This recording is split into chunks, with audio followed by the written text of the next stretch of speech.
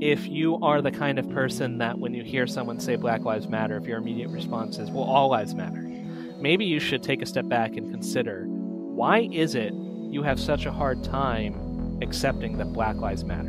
Because Black lives are part of all lives, right? So there shouldn't be an issue with just stating something that you are claiming to agree with. And so if the phrase Black Lives Matter gets your back up a little bit, maybe question that. Why? Why does it get your back up?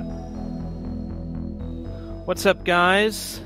It's your boy Jordan. As always, with me is Jared. Welcome to another episode of Reason to Doubt. Today, we're going to be talking about something that happens to be very topical. Specifically, we're going to be talking about systemic racism in America, focusing in on systemic racism in policing.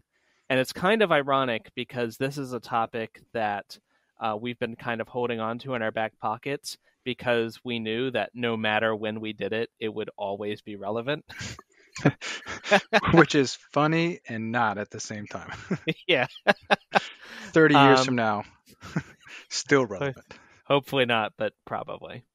So some of you may have heard when I did a debate a couple months back on the Proselytize or Apostatize podcast / YouTube channel. If you saw that, you'll be hearing some of the same information, but hopefully I'll be able to go a little bit deeper. Before we get into that, though, we want to talk about today's fallacy. Today's fallacy is the straw man fallacy. So, Jared, what's a straw man fallacy? So a straw man fallacy is basically setting up an argument that is like almost like a shell of your opponent's argument so that you can easily knock it down. So there may be some kernels of truth to it, or the overall structure may be there, but it's so oversimplified and so hollow that it doesn't actually accurately represent your opponent's argument.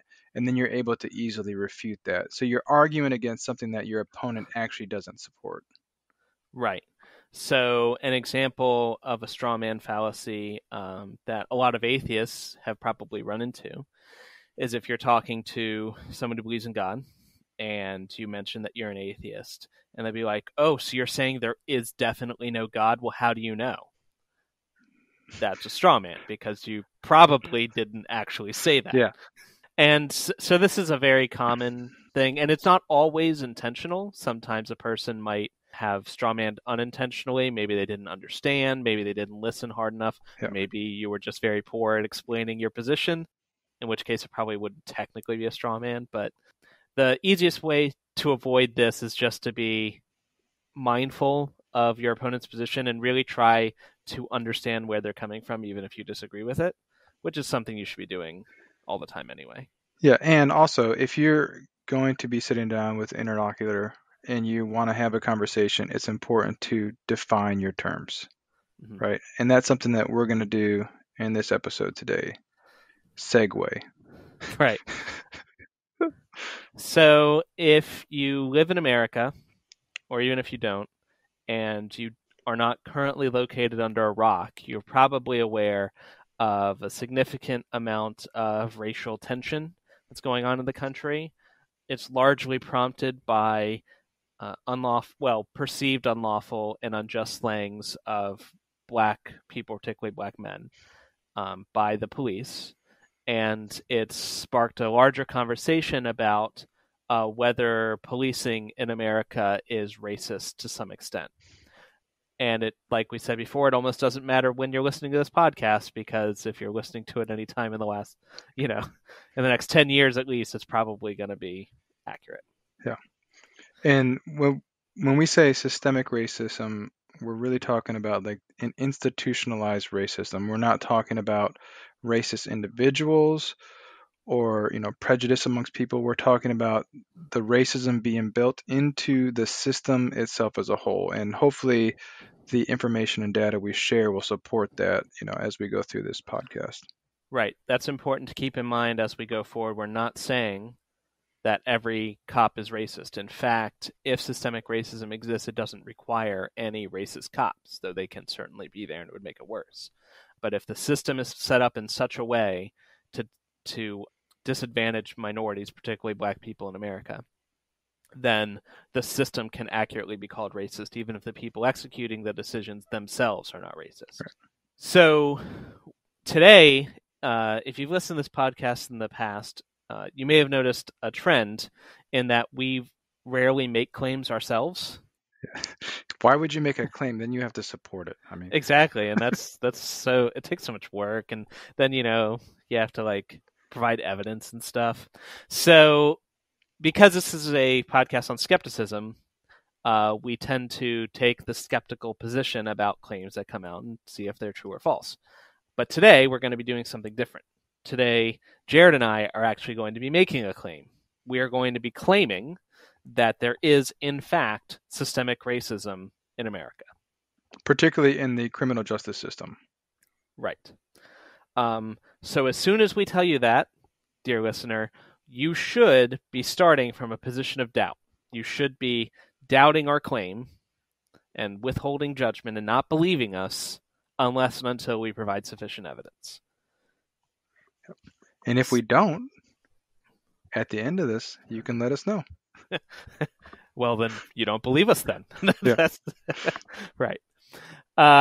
So I think even though the burden of proof is on us, probably the easiest way to kind of walk through the evidence is to address the various objections that tend to get thrown at this one because it touches on most of the major points. Yeah. So Jared, what's an objection you hear to this? Well, black people just commit more crimes. I mean, so obviously they're going to be arrested more. That's why they're in prison. So they commit more crimes. But do they though? So people who throughout this objection, they may even have some statistics behind it because if you look at, for instance, for drug-related crimes, black people constitute about half of all people incarcerated for drug-related crimes. And so someone could definitely look at that and say, see, look, they're committing all of these crimes. Of course they're getting targeted by police because they commit more crime. And to a certain extent, it may be true if you just looked at like an absolute number, but as is often the case, something that could possibly be true can still be used to promote a false conclusion. Right. For example, we need to make sure we clarify that committing crimes is not the same as being arrested for committing crimes. Right. So, for example, if there was in fact systemic racism, it may manifest in that white people are not as likely to be arrested for a crime that they commit. And if they're arrested, they may not be as likely to be convicted. And so the statistics would show black people committing more crimes, but that may not reflect reality. And even if it did, it still may not mean that there isn't systemic racism. For example, black people tend to be more impoverished in America than white people on average, and poverty is positively correlated with crime. But just because they commit more may not mean they commit proportionally as much. So, like, say that they committed, I don't know, a quarter of all crimes, but they were a half of all convictions. That's still, even though they commit more than anyone else, that's still that. And I'm not saying they do, but Right. if they did, that would still show systemic racism. Right. Because if you have 25% of the people committing crimes representing 50% of your incarcerations or your convictions, then that's not a fair and equitable way of, 25% of white people committing crimes, but they only represent 10% of your convictions. Yeah. It's unjust. And there's a couple pieces of evidence we can show that this is actually the case.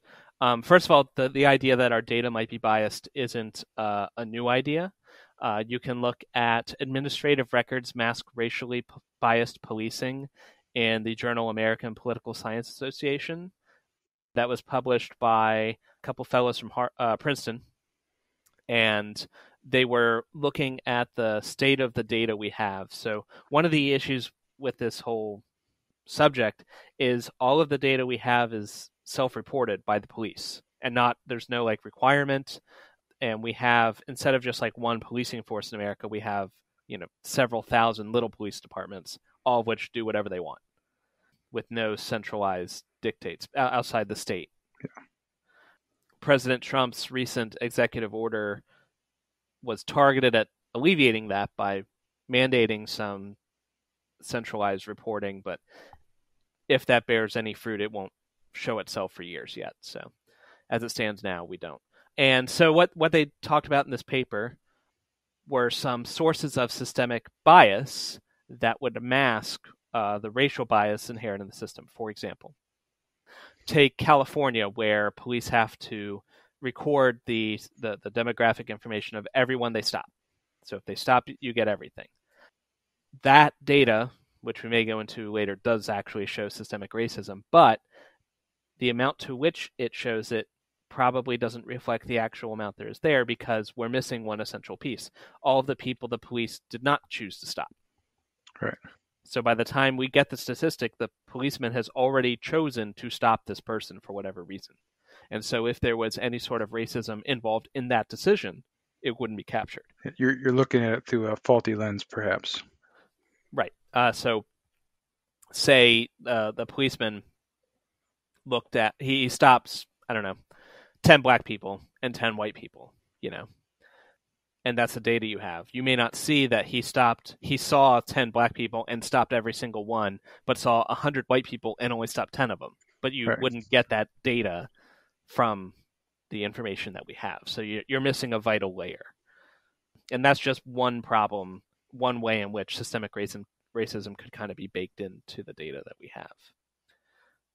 But we don't have to guess, fortunately, because we can actually detect some systemic racism. So the bias we have would lead us to conclude that if the data we have, if it is a bias, it's probably biased in a racist way, right? So if we detect any systemic racism in our data, we can be reasonably confident that the actual fact is more than that.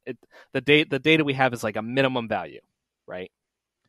And the actual racism would be more, but not less. Could be more, but definitely isn't less, right? So we can look at one class of crime, drug crime, because this is a nice class to look at, because researchers in the medical field collect data independently of the criminal justice system in order to just assess the problem with drug use in America and how best to treat it and those sort of things. So we have a whole second stream of information about this not related in any way to someone getting arrested. If there is no systemic racism, what we would expect is that since black people take up about half of the drug convictions, that they would constitute about half of the drug users and drug dealers, right? That makes sense. Right. Unfortunately, that is not at all what we see. I've been saying about half. You can find the exact numbers that I'm using. They're from 2011, but they haven't changed significantly since then. The prisoners in 2011 released by the U.S. Department of Justice. And percent of the prison population by drug convictions, about 60% of the population is white, 50% is black, and 20% is Hispanic. Of course, that's to contrast with the general population of America. 28% of America is white, 13% is black, so clearly disproportionate. However, if you look at the 2018 National Survey on Drug Use and Health, or you can pick any other year, they do this survey every year, but I looked at a few different years and the data was about the same through all of them. It turns out that if there's one thing that all of the races can agree on, it's that drugs are awesome. Drugs are bad, okay? Because they all do drugs. Doesn't matter what color you are. So they found that drug use as a percentage of the population was about equivalent whether you were white or black. They measured it a couple different ways. The one I'm looking at are the subset of people that they talked to that had used drugs within the last month. So they talked to them in like June, and they had like within a year, they had like ever in your life, within a year, within 6 months, and like last month. So like very recently did you use drugs. So that would get your more habitual users as opposed to a guy who like tried Coke at a party once, Mm-hmm. And about 13.1% of black people surveyed had used any kind of illicit drug, and about 12% of white people. So very close in percentage, very similar. I mean, there's probably a margin of error there too. So yeah. The kind of drug that they used was different. So black people were more likely to use pot or crack, whereas white people were more likely to use cocaine and meth. They love some meth. White people like some crystal meth. Actually, interestingly, if you exclude pot, if you just say marijuana is not it's legal in some places and it's not like that big a deal. Let's put pot aside. Then white people are actually more likely to use other kinds of drugs. So white people are more likely to use harder drugs than black people. Like heroin? Heroin, I have that one. Opioids, yeah. 1.4% of those surveyed used heroin if they were white, 1.1 if they were black. The margins there are pretty small, so I wouldn't put too much stock in the tiny differences. The point is the drug use across the board is about equivalent. But remember, even though the people use drugs at about the same rate, they are arrested for drugs at an extremely different rate. Extremely different. So that by itself would show at least some kind of bias, whether it's a bias in like where the police are looking. So if the police are sent to black neighborhoods to find to find drug crime, they're going to find black people doing drugs, Wait a second. If you go looking for crime in a specific area, you're going to find crime there? Right, and you won't find it where you're not looking. That doesn't seem very fair. For example, in my neighborhood, I live in a suburban, mostly white neighborhood, and there is a house that everybody in the neighborhood knows they run drugs out of. Like, everybody knows. Kids stay away from there. People, like we know that that's a drug house. But the cops, we'd known this for years, and we told the cops about it. It took like 3 years to get there and take care of this drug house. But my point is, there was no cop on the corner looking for drug deals in suburban white America, as opposed to what it would look like in the projects. Well, similarly to speaking of drugs and different types of drugs, there's even harsher penalties for drugs that black people use more than white people, such as crack cocaine versus powder cocaine. Crack cocaine carries with it, even till today, even after the 2010, I forget what the thing that Obama passed, the Fair Sentencing Act. Even with that, crack cocaine still carries a more harsher sentence. And because black people use crack cocaine more than white people use powder cocaine, they are penalized more for it. So that's an example of systemic racism. So we made the claim that black people, that if we saw systemic racism, black people would be arrested and convicted for a specific crime, a disproportionate amount compared to white people, and that is what we see. So there's one in the column for systemic racism. Cha-ching. Another way there could be systemic racism after you get past the police officer putting you in handcuffs. You go before a judge and a jury.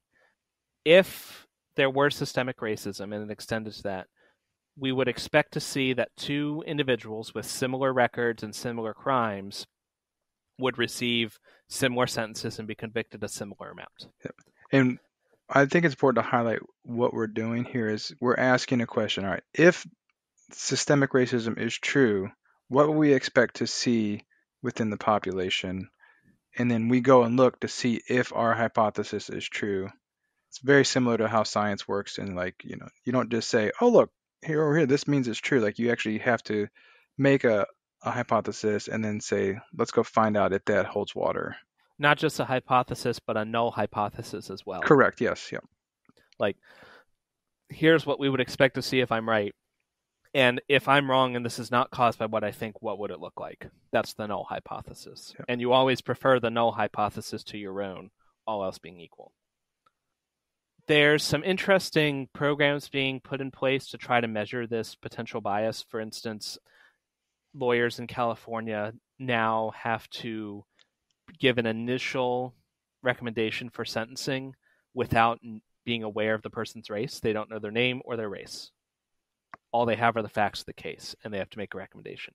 Now, later they can adjust that recommendation based on the full facts of the case if they wish. Or if they find out the person's white, then they can say, well, obviously, then they can just dismiss it. Yeah.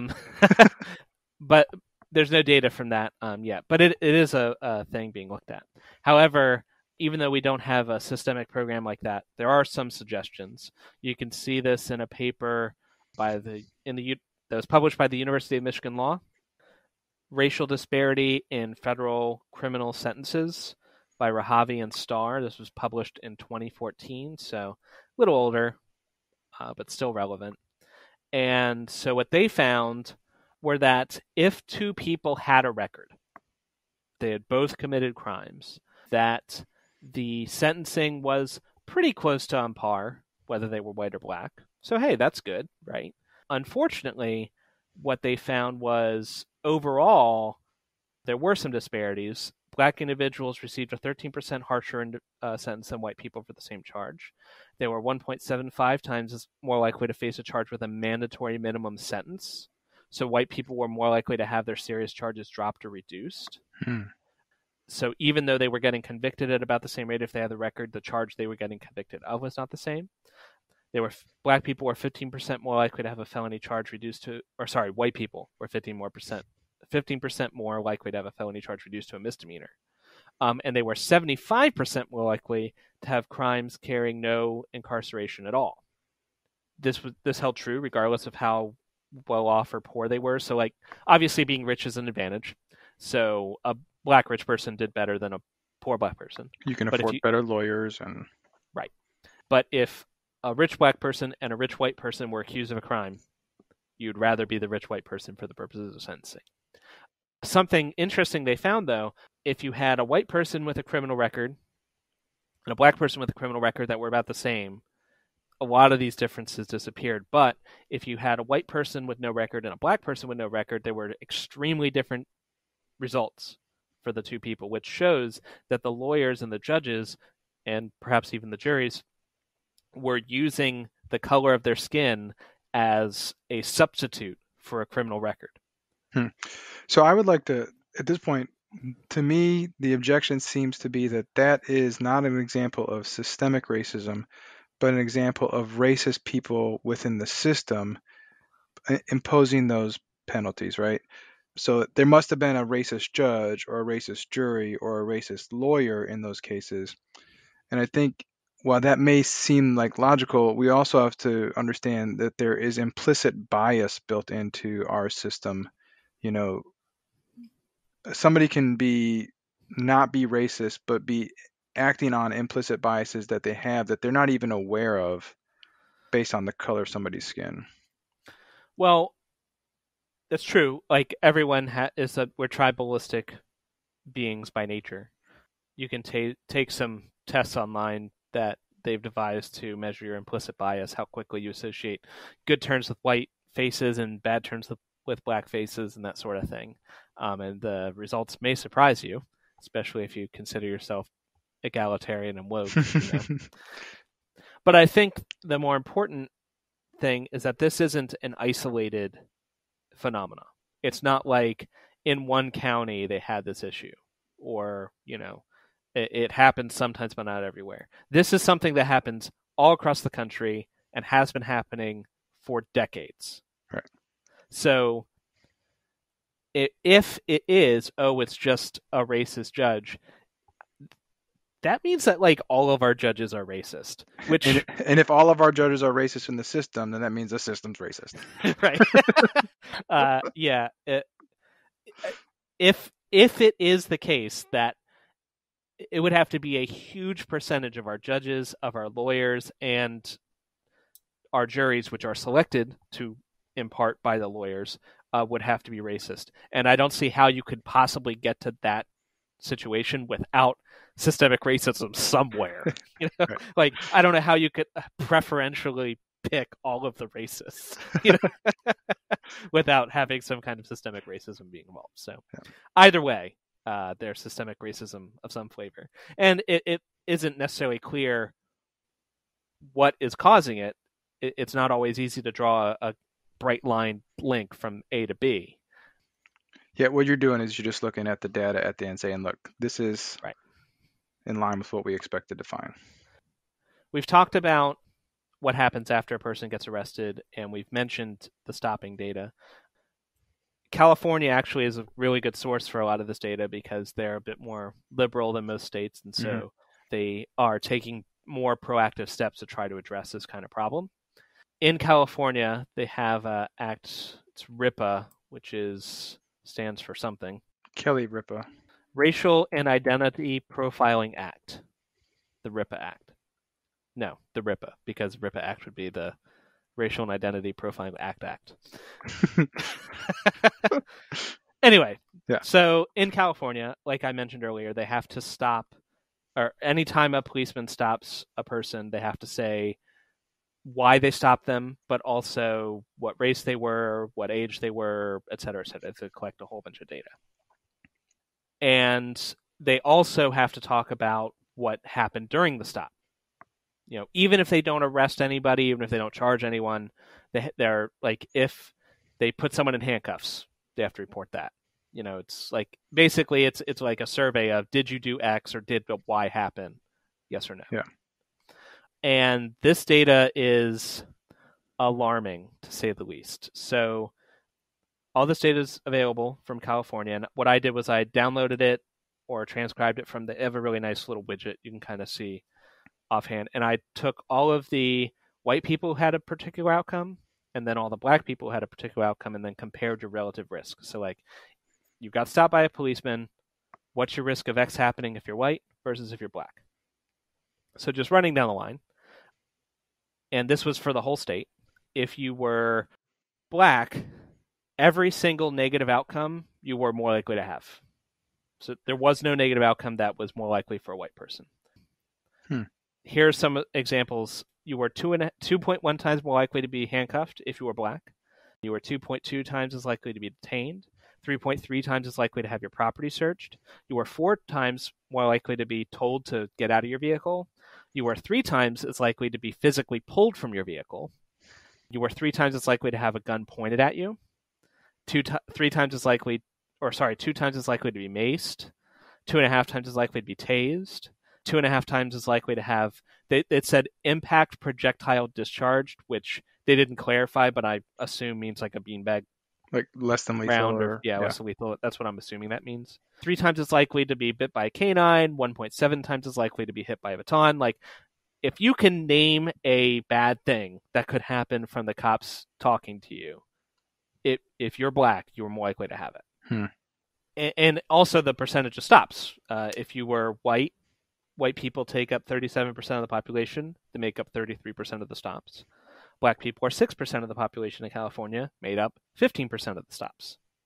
So they were more likely to stop a black person, and then when they stop them, they're more likely to pull them out of the car, throw them on the ground, put them in handcuffs, et cetera, et cetera, et cetera.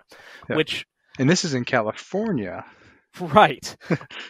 And that's averaging the entire state, which, remember, because we have like 1,000 different police departments, all of which doing their own thing, there's a lot of variety. If you focus in on just Los Angeles, or like Oakland County, which has a really bad reputation for this, if I'll just run through a couple. 4 times as likely to be handcuffed, 13 times as likely to be removed from a vehicle, 8 times as likely to be thrown from the vehicle, 6 times as likely to be, like, every single one was like doubled or tripled. It was bad. That's insane. And again, this is not saying like, oh, there are more black people being stopped. This is like, for a specific black person or a specific white person, what's your relative risk? So it doesn't matter how many are stopped. It's relative risk. Yeah. One thing I thought was interesting when we had talked about the pulling overs by police officers was what happens when it's daytime and the police officer can see the driver, and what happens when it's nighttime and they can't see the driver. Yeah, that's a really interesting one too, because let me actually find that data, because that's a really, really good study, actually, if you get excited about peer-reviewed studies. I mean, I know I do. Like, this is actually one of the best studies I've ever seen. In May 2020, so very recently, there was a study of traffic stops nationwide, published by Pearson, Overgore et al. In the Journal of Natural Human Behavior. So they looked at 95 million traffic stops in most, like, all across the country. They didn't hit every single state, but it's from the West Coast to the East Coast, Midwest. They got a good selection of everyone. And they found, like you said, something very interesting. Black and Hispanic drivers were more likely to be pulled over, but only during the day. So once it was nighttime and you couldn't tell who was in the car, white people got pulled over just as much. Isn't that interesting? Isn't that weird? Yeah. Man, it's almost like there's some racism involved. Another interesting thing, they found that black and Hispanic drivers were twice as likely to have their car searched, but that white drivers were more likely to have contraband when searched. So it's not like, oh, but they were searching black people, but they found a bunch of stuff every time. So like the black people were just like they should have been searched because they were doing something wrong. No, like there were way more false negatives when you were searching all the black people. But when you search the white people, they had all the, Yeah, because white people feel comfortable. I can keep my crack pipe right on my yeah, on my right. dashboard. Like, I wouldn't put too much stock Yeah. on the fact that they were more likely simply because, like, I think the story this is telling is not so much that white people were more likely to have illegal stuff, but that the officers were way more comfortable in searching a black person's car, right. and were more likely to say, I need to search this car, than they were to say, I need to search a white person's car. Mhm. Probably the things that were leading them to search the white person's car were actually legitimate because they were finding more stuff. Yeah. That's the conclusion I would draw from it. So, But that's my interpretation of the data. The data itself, taken on its own terms, just clearly shows that being black or Hispanic, basically not being white, means that the cops are more likely to target you. Yeah. So we've seen examples of like what happens after you get arrested, what happens when you get pulled over, like systemic racism in both of those. What about, are there any policies or laws that we can point to that show systemic racism actually in practice, like targeting black people? Because I mean, I think that would really, I know the answer obviously, but So, since the Civil Rights Act, which solved all racist problems, and we don't have any issue with race anymore in America since the 70s, you can't have a policy that is explicitly racist or explicitly targets anyone. Right. So you can't have a policy that's like, if you're black, we're going to pull you over twice as much. Like that can't be a policy. But there are certainly policies that have turned out to be racist in practice. One famous example is stop and frisk, which was a big thing in New York. New York is not the only place that's done it, but the NYPD is... they enforced the crap out of it. Yeah, and they were also subject to a Supreme Court decision about it. So, or not a Supreme Court, sorry, it was a district court. So what stop and frisk is, for anyone who is white and therefore isn't familiar with it, basically they could stop and frisk people that they deem to be suspicious without having to say... They didn't need probable cause, like... So, yeah, it kind of changed. So it's not like, oh, you jaywalked or you committed a crime. You spat on the ground.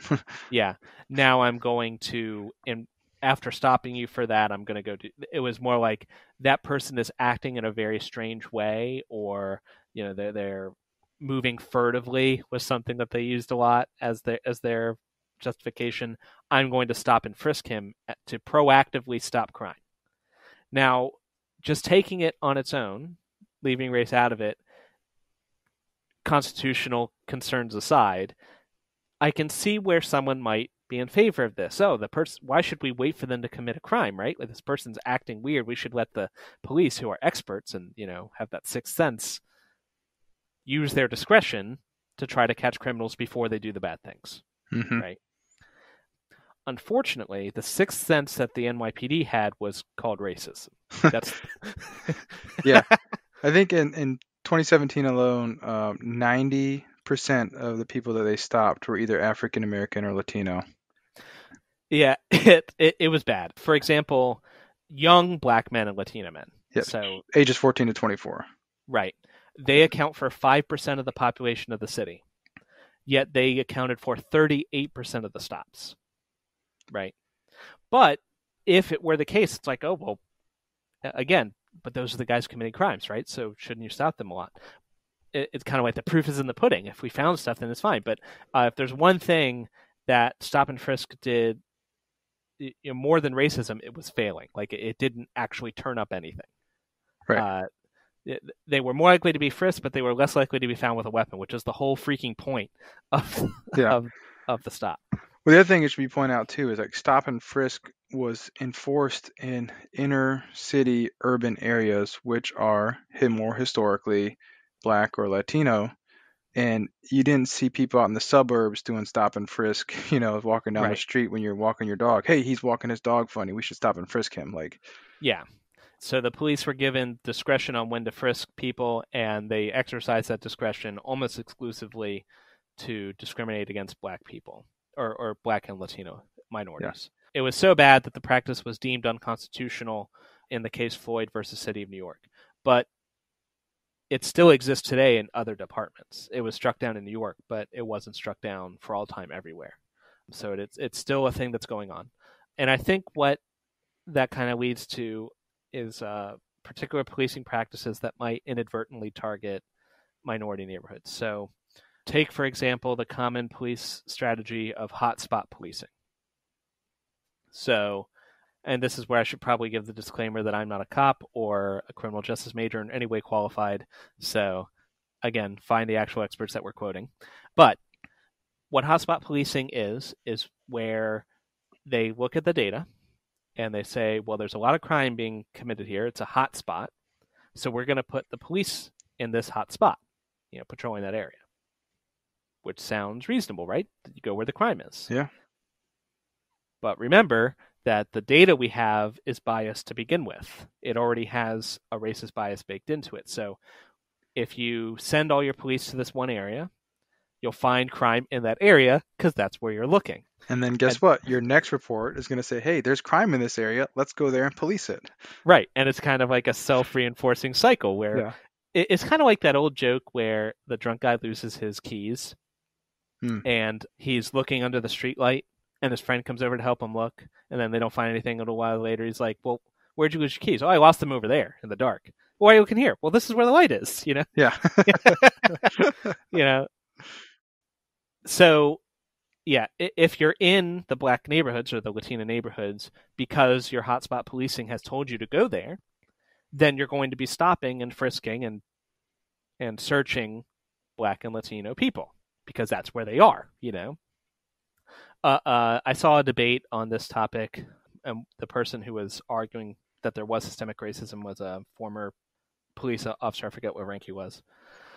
But he was like, they were arguing in New York, in like Manhattan, a nicer area of town. And he said, if I patrolled this area of Manhattan to the extent that the poor neighborhoods in New York are being patrolled right now, within 6 months, this would be the most crime-infested part of New York. Not because there's actually more crime, but because we'd be finding it.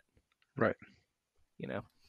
So one thing, a common thread that keeps coming up here is poverty and how, poverty is a crime. Black neighborhoods tend to be more impoverished. And I think this is a different topic, but it's something that I'd like to highlight. How did we get to this place to begin with where black neighborhoods tend to be more impoverished? And I would direct people to look back to the practice of redlining, which started in the 1934 National Housing Act, where they actually went through and started drawing red lines around black neighborhoods. And then those neighborhoods weren't able to get loans to buy houses because they said that there was no property value and all this stuff. But it was a very specific racist thing that was being done. And as a result, white people were able to get more loans. They were able to get houses, build more equity, and then it just stacked on from there. And that's kind of how we got to this place now. So, well, that's one of the things. I mean, the ways in which the American system has been rigged against people of color is many and varied. And we have a 400-year history of subjugating people of color. A really good podcast, if you want to hear more about that, is Seeing White, which was the name of the podcast series on the Scene on Radio podcast. And they did a really good job of breaking down all the way back from the 17th century when the first slave arrived and tracking that all the way through to the present day and all the ways that the system has been designed in such a way as to keep black people down, basically. Yeah. Everything from when they were emancipated, they didn't get their 40 acres and a mule. Yeah. They were promised it, but taken away from them. And they didn't get their land. And this kind of, before I get into the story, this is something I heard, and I even said myself when I was younger and dumber, that, I didn't own any slaves, and no one I know was ever a slave. So what does it matter? Like, how is slavery relevant? It's so long ago. Yeah. But that misses the generational effect of wealth. So the slaves, they start in the late 19th century with nothing because they were given absolutely nothing. And so they have to go into poor neighborhoods because they don't have enough money, right? And so they're working the certain jobs they can get in their area. And then you have the Jim Crow laws, which were put in place to keep them down. In other places, you had redlining, like you talked about.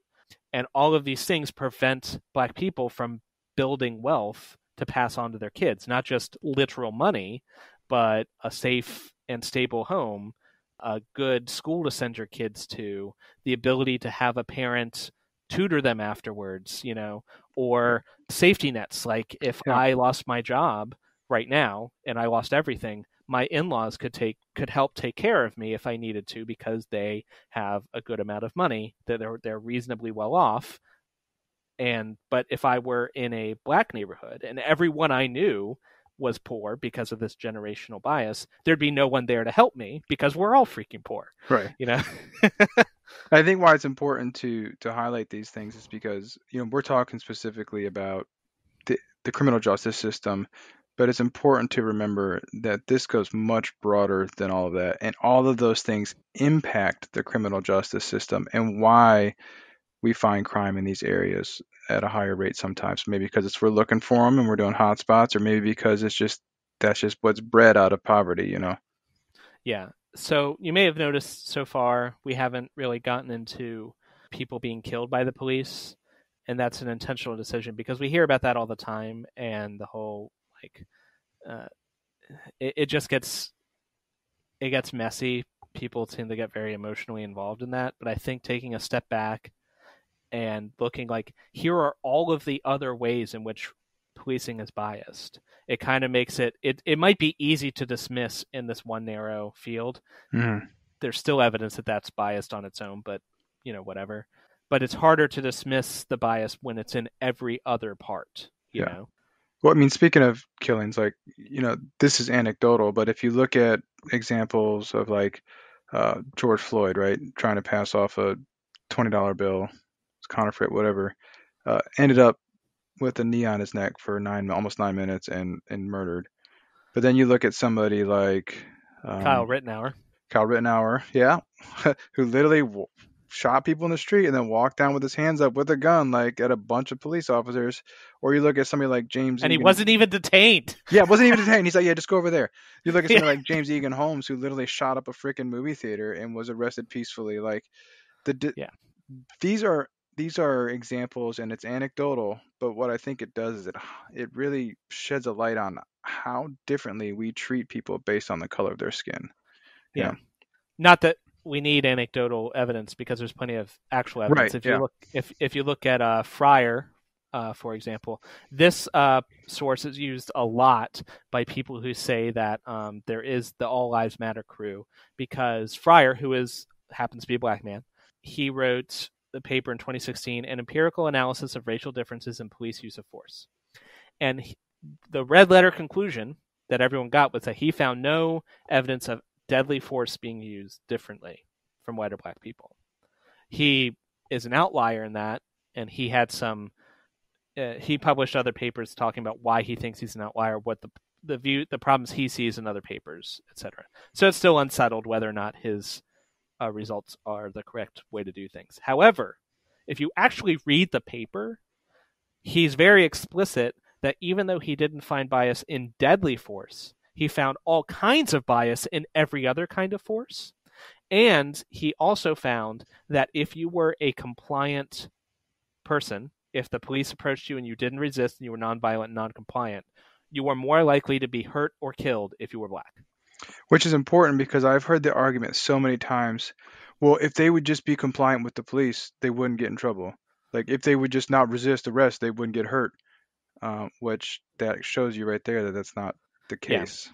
Another example that kind of highlights that: deaths due to the use of lethal force by law enforcement, by Fowler and Calkins. They found that white men specifically, more likely to commit suicide by cop, where you basically attack the police hoping they'll kill you.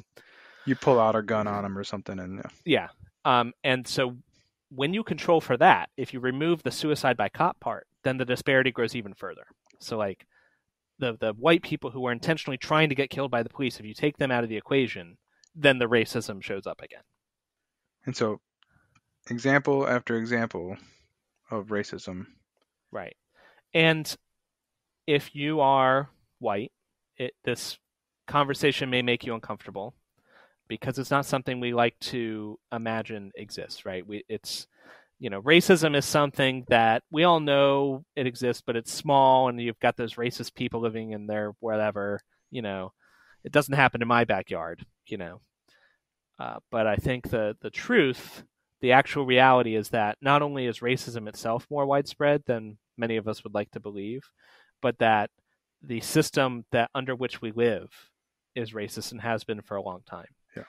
And the only way that's ever going to change is if people who are not subject to this kind of discrimination speak up and say something.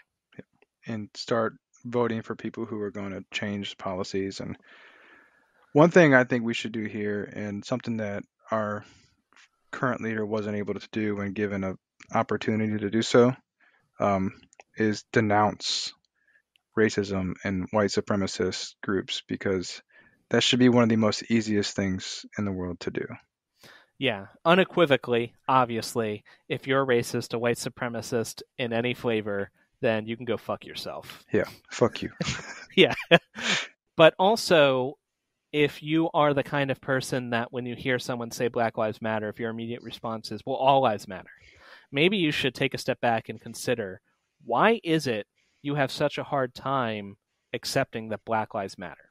Because Black lives are part of all lives, right? So there shouldn't be an issue with just stating something that you are claiming to agree with. And so if the phrase Black Lives Matter gets your back up a little bit, maybe question that. Why? Why does it get your back up? Is it because you're not included in that statement?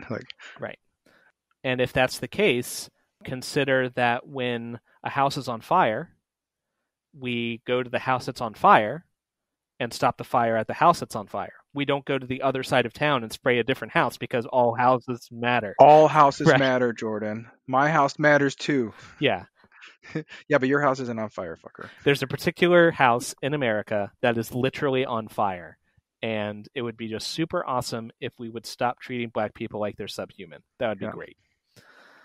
So, I hope that, and this is just scratching the surface. Yeah. There are, in fact, entire podcasts dedicated just to this topic. There's just so much more out there. Check the Seeing White podcast for more. You can go to other places. So if you weren't convinced, I hope at least this has shown that maybe there might be more to it than you thought, and that would prompt you to keep going. It's okay if the information we presented wasn't persuasive on its own. That's fine. I don't know is always an acceptable answer. However, I don't know, therefore it's not. That's not an acceptable answer. Well, that is our episode. We hope you found it useful and engaging and make you think some more about things in the future. If you wouldn't mind, go over to the Facebook post if you're one of the Facebook page if you're one of the people who does the book. Like our podcast, share it with your friends, comment on it if you don't like it. That seems to be a popular thing to do. So, whether you're white, black, Latino, or pink with purple polka dots, remember, you've always got reason to doubt. All lives matter. This is a true statement. Yeah. One of my favorite memes was, if you don't like Black Lives Matter because you think all lives matter, but you think that Blue Lives Matter is fine, then the word that was bothering you is black. Yeah, that's funny. It's true.